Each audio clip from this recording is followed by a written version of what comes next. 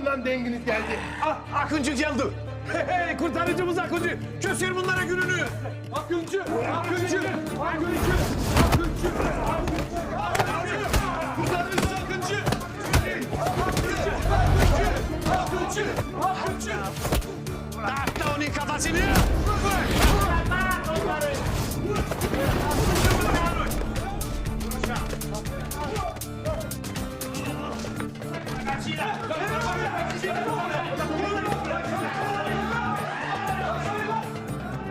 Oğlum peşimizden ninjalar koşuyor lan. Artık nasıl bir ahaldıysak.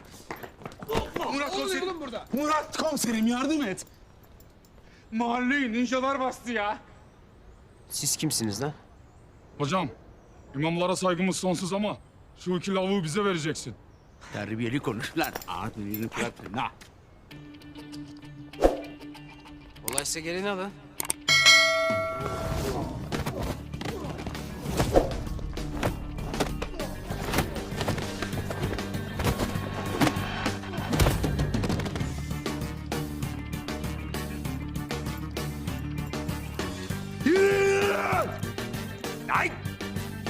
Neyse, sakinim.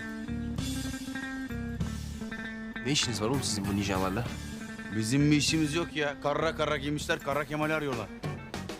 Ulan Kemal. Bir kere de başını belaya sokmasan olmaz. Al birini vur ötekine. Hadi eyvallah. Dikkat edin. Eyvallah. Yalnız stili fena olmamış.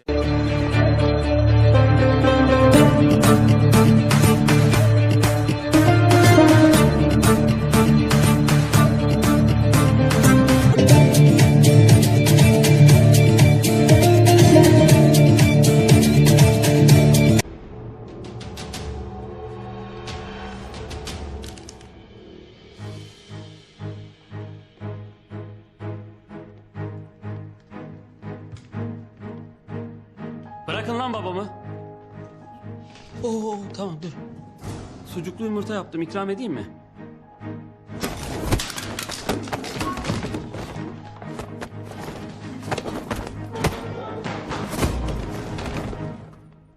Hicabi?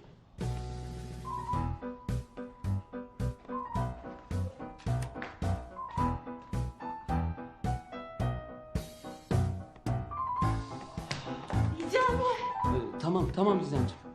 Gizem tamam, korkma. Allah'ın izniyle hepsi etkisiz hale getirildi. Nasıl müezzin ayol? Ay adamların hepsini devirdi. Hicabi. Nasıl yaptın onu oğlum? Dua ile. Duayla mı? Bu iş böyle duayla olmaz ki. Hepsini haşat ettin. Oluyor, bazen de olmuyor. Babacığım bugün de oldu.